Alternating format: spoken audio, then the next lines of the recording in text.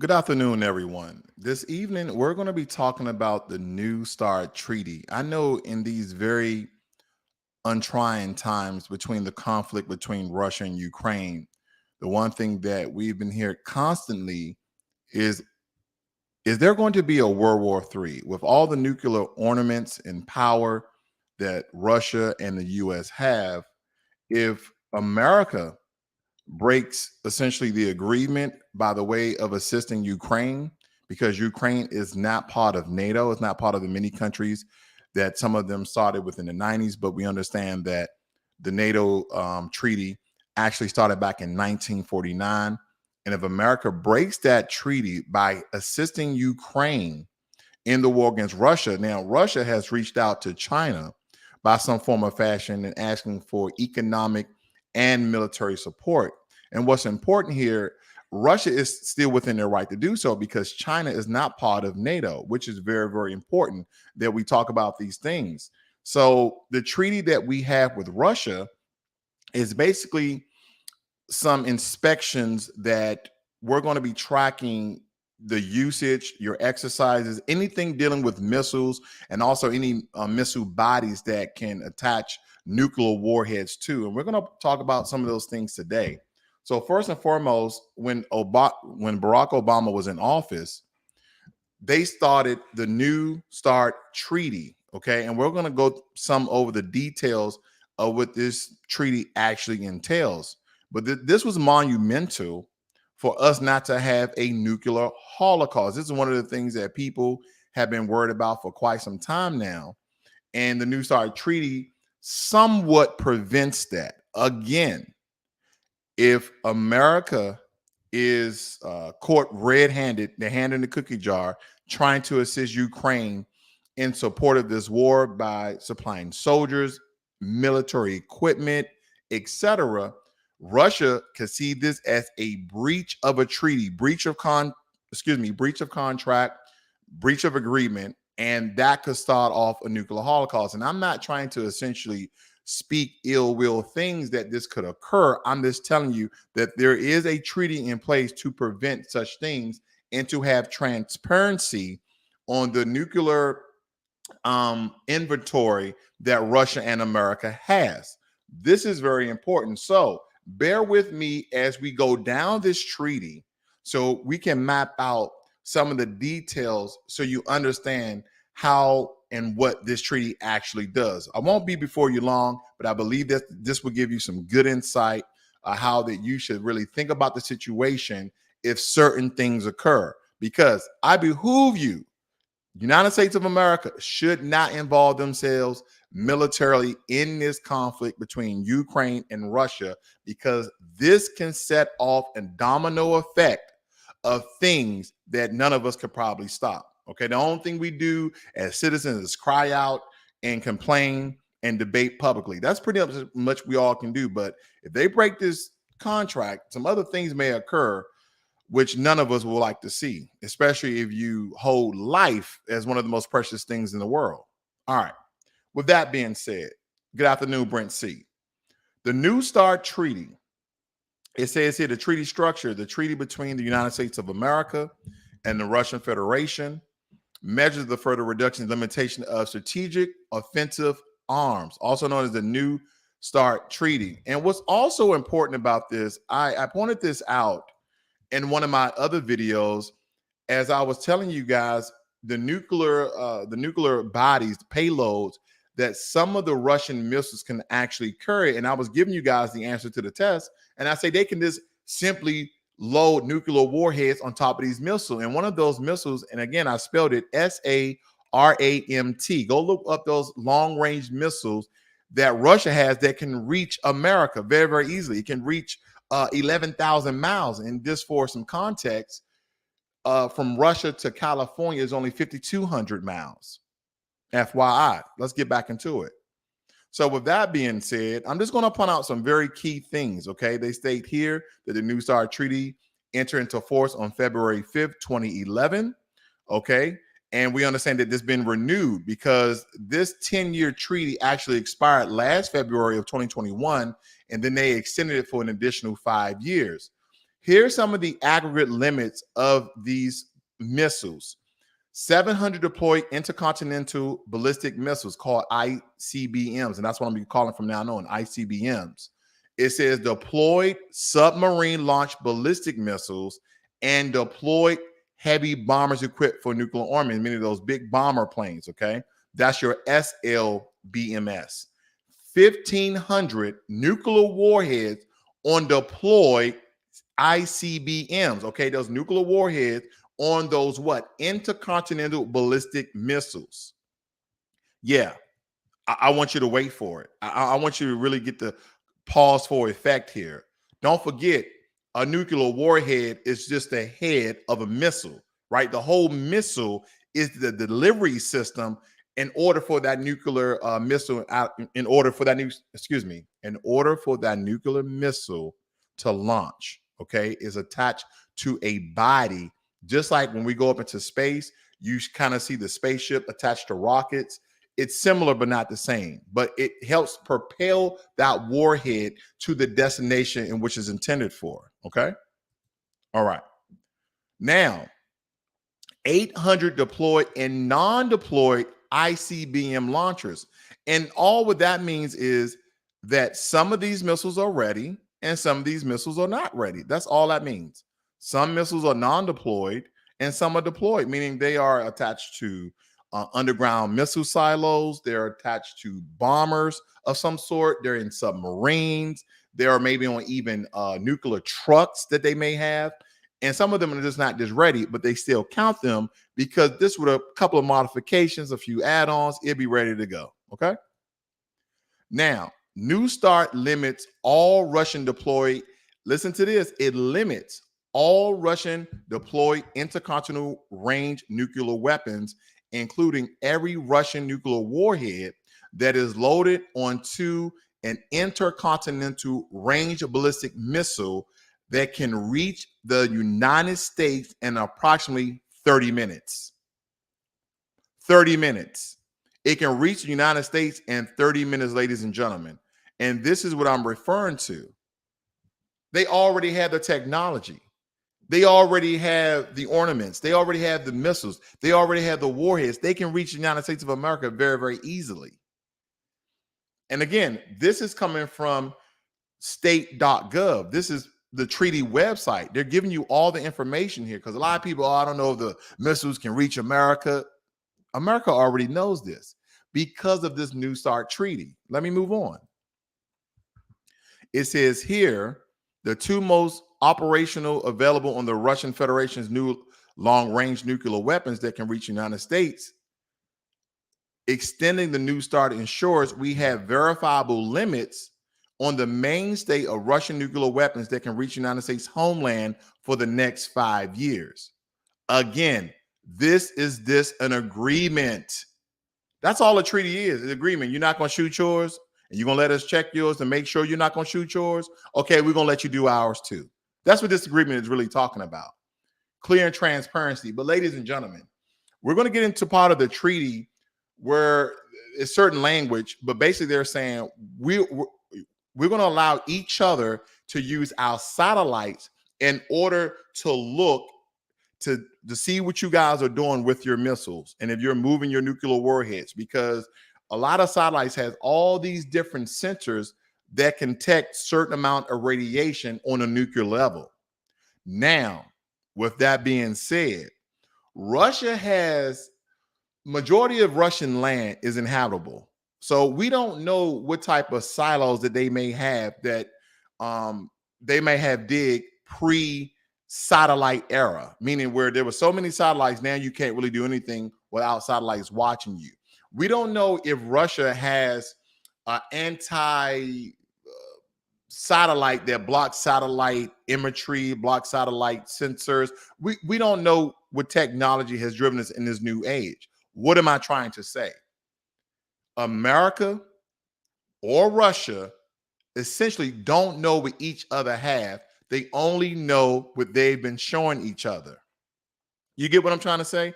Because you can dig so deep where satellites cannot penetrate, 1,000 feet underground. because they may have a hidden silo of hidden warheads that we may not account for. Okay. So I just want to kind of I want to keep that in mind.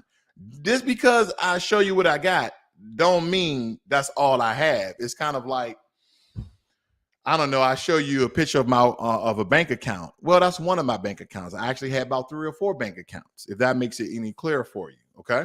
Let's move on. Now, force structure. Each party has the flexibility to determine for itself the structure of its force subject to the central limits. The New START Treaty gives the United States the flexibility to deploy and maintain U.S. strategic nuclear forces in a way that best serves United national security interests. Moving right along. These procedures govern the conversion and elimination of strategic offensive arms. Now we start to get into the transparency part of on-site inspections that both Russia and America have agreed to. The treaty provides 18 on-site inspections per year for the U.S. and Russian inspection teams. Now, warheads loaded on specific strategic delivery vehicles. During inspection of deployed strategic weapon-based facilities, each side must disclose how many warheads are on each delivery vehicle based at the inspection base, and the inspecting country has the right to inspect the loading on one delivery vehicle to confirm the declaration. Excuse me, ladies and gentlemen. The clarification is accurate. Okay. I'm kind of skimming through this because the treaty is somewhat long, but I want you to really get the meat and potatoes and the gist of this entire treaty. Ballistic missile launches. The treaty provides pre-launch notifications of the launch of treaty accountable ballistic missiles. This is also consistent with both parties' obligation under their 1988 ballistic missile launch notification agreement. So basically, when they launch missiles, both America and Russia has agreed that we're going to allow you, we're not going to put any apparatuses, any machines, any technology in between you seeing us conducting exercises that using missiles of any sort. So we again have clear transparency, because again, it really doesn't matter what type of missile it is until you put a nuclear warhead on it. Then it becomes a nuclear missile. Okay. All right. Unique identifiers. This is important as well. Unique identifiers. Sorry about that. Each ICBM and SLBM and heavy bomber is assigned a unique identifier, which is included in the applicable notifications and we confirm during inspections. Okay, this is basically saying that each missile, that's all I'm saying, the ICBM, whatever they're firing from, whether it be bombers, from the land, from silo, from a vehicle, each missile has its own social security number. That's all I'm saying. So we know exactly what missile you shot when you conducted an exercise or you fired on Ukraine or whatever, okay? And just because they have missiles don't mean every missile has a nuclear warhead. I'm not saying that. I'm just saying that each missile they have has the potential of them adding on a nuclear warhead. It's kind of, think about Legos. You can put Legos on, you can take Legos out. That's kind of the same thing they do with missiles, okay? Missiles are just the body where the nuclear warhead is the head, okay? So essentially, the missile could just be anything until you put a head on it, all right? Now, I'm coming down here to new missiles entering the force. Each party provides 48-hour notice before a solid fuel ICBM leaves a production facility. Now, ladies and gentlemen, if America gets involved with this war with Ukraine, you think Russia is going to hold up this treaty? Hell no. If they wanted to start a nuclear holocaust right now, Russia actually could. They could say, because you apply sanctions to our country and Ukraine is not part of NATO, we feel like that's a breach of contract with the New START Treaty, and we're just going to start loading our missiles with warheads, with nuclear warheads. I'm just saying what Russia could do. And granted, everyone is saying Putin is crazy. I don't know if he's crazy. I don't know if he's been to a therapist or psychiatrist. I don't know. And I know it's very easy to say, here he is starting a war with the country, and he has these crazy reasons why he's doing it. But we throw around the word crazy far too often. This could all be strategic, okay? And it doesn't mean that this is going to lead up to World War III aka the nuclear holocaust. That doesn't mean that this is going to happen. Because if he really wanted that to happen, he didn't even have to start invading Ukraine. He'd just say, hey, load those warheads on. Let's get it started. Let's get it popping. If he really wanted to do that. So I really want you guys to think he wouldn't be reaching out to China for military and economic support if he really wanted to start World War III. That's not something I think he wants to do. Because again, if he was crazy, he'd just freaking do it. This picture, Kim Jong-il or Kim Jong-un, whatever the new president or dictator of North Korea. I mean, if he had those nuclear warheads, I'd be a little more hesitant to say certain things because he might just be the one to do it. I don't think Putin is there yet. And hopefully he never gets there. All right. Basing location of treaty accountable missiles. Okay. So they want to know exactly where the missiles are.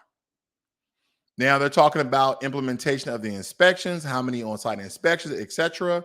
Now the treaty duration, the treaty original duration was 10 years until February 5th, 2021. Then if you drop down here, ladies and gentlemen, the United States and Russian United States and Russian Federation agreed on a 5-year extension of the New START to keep it in force through February 4th, 2026. The treaty includes a withdrawal clause that is standard in arms control agreement. Now, U.S. compliance. I'm not going to even go over Russian. You know what? I'll go over both of them.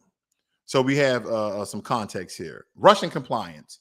Although the United States have raised implementation-related questions and concerns with the Russian Federation through diplomatic channels and in the context of the BCC, the United States has determined annually since the treaty's entry into force across multiple administrations, the Russian Federation compliance with its treaty obligation. That's a bunch of bull nothing. I don't even know what some of that means, but I know what the U.S. compliance means. Listen to this.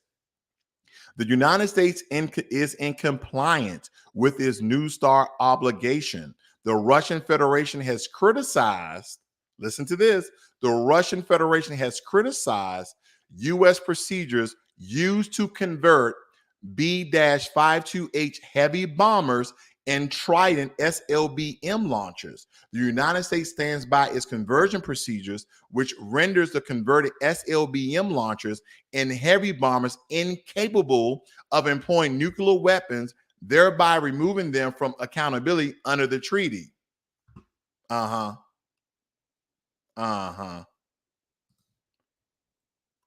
like, no, we don't believe it. And ladies and gentlemen, if you've been living long enough, I don't believe half the stuff that any of these countries say, not just America. I'm an American, right? And I'm not trying to speak out against the American government or legislation or bills or treaties. That's not what I'm trying to do. But who are we to say, like, hold up, you're converting things so you can now delist those from the inspection list? Russia, like, we don't believe it. We don't believe it, America. That's what the Russians are saying. America, you're now converting your B-52 bombers, right? And your Trident, and you're declassifying them that they no longer have the capabilities of loading on nuclear warheads to be fired. Thus, when we come over and inspect your nuclear inventory and the bodies that can carry your nuclear warheads, we don't have to count those no more. So now our numbers are screwed up because at first, now, why all of a sudden the change? Because America still has the most nuclear weapons, by the way. By the way, America still has the most nuclear weapons when Russia is second. And I hate to say it, it's kind of like if you had an arsenal of firearms, you had 1,000 AR-15s, you had a couple of 9mm, a couple of 45s, and we knew exactly how many weapons each other had. The advantage goes to the people or the person or the group where you can account for additional weapons that you didn't know they had. Hey, this is my conjecture. This is the way, my perspective, and I'm looking at it. You take it for wherever it's worth to you. I'm just saying, you ain't Russia like it. You ain't gonna sneak nothing past us. We still counting them, goddamn it. I don't blame them. I don't blame them. Okay. All right, let's see what else I have here. I think I have a little bit more. Nope. I think that's it. I think that's it. All right. But yeah, ladies and gentlemen, I don't know if you guys were aware of the New START Treaty. I think you guys, if you want to have a little more in-depth information about it, it's listed on the state.gov. Just look up New START Treaty in Google, and you can go and read the entire treaty. I kind of just strip a couple of things from the treaty to kind of give you guys some clarity and transparency. But of course, I know a lot of you guys may be detail oriented and want to go read it for yourself.